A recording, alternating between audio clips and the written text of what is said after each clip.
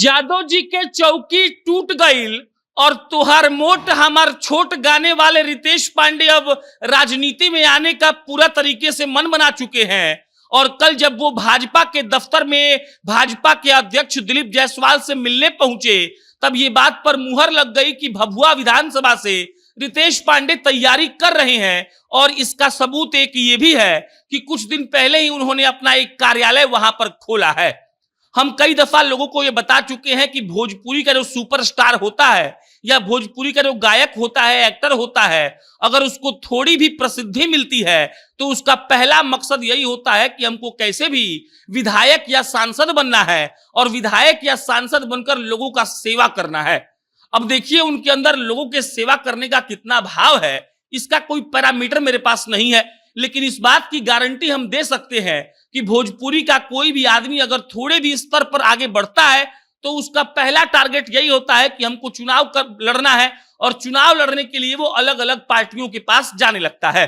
बाकी रितेश पांडे का बहुत सारा गाना बहुत वायरल है, बहुत लोगों ने सुना है, हम भी सर्च कर रहे थे, इस पर एक अलग से एपिसोड कर देंगे। लेकिन जादव जी के चौकी टूट गई वाला गाना इसीलिए मेंशन कर दे रहे हैं क्योंकि देखिए इस पर उस वक्त बवाल हुआ था, कई तरह का कई जात का अलग अलग गाना बना था और इससे आप समझ सकते हैं कि जादव जी का चौकी टूटने वाला गाना जो गाया है वो आरजेडी में तो जाएगा नहीं।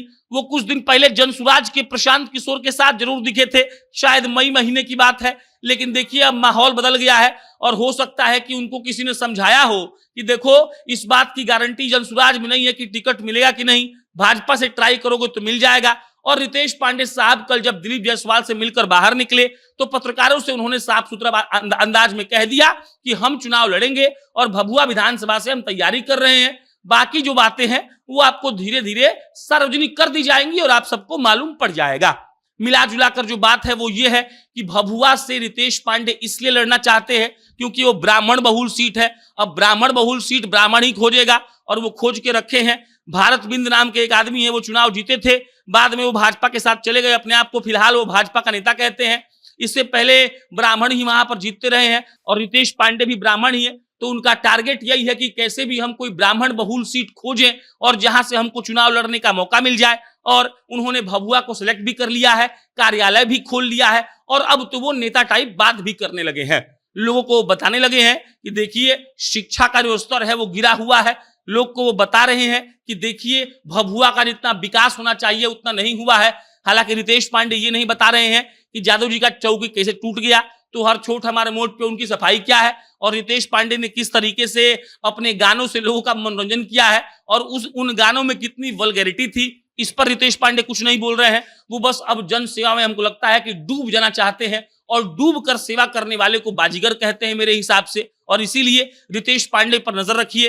रितेश पांडे के अलावा तमाम भी जितने भोजपुरी के कलाकार हैं जिनको लोग सुनने लगे हैं, जिनका गाना मिलियंस में जाने लगा है, उन लोगों का एक ही मकसद होता है कि हमको कैसे भी किसी पार्टी से सेटिंग करना है, हमको जाकर चुनाव लड़ना है और चुनाव लड़ने के बाद एक तरीके से हमको सेटलमेंट मिल जाएगा।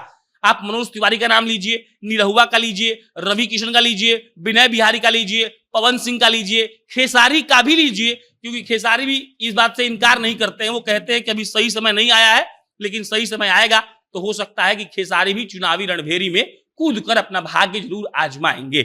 अब देखिए भोजपुरी का एक और सुपरस्टार तैयारी तो कर रहा है। रामगढ़ जो सीट पड़ता है उसी इलाके में पड़ता है, लेकिन वो तैयारी भभुआ से कर रहे हैं। हो सकता है 25 की तैयारी हो, टिकट मिलना ना मिलना ये तो बात की बात है, लेकिन फिलहाल अपडेट ये है कि रितेश पांडे अब नेता बन गए हैं।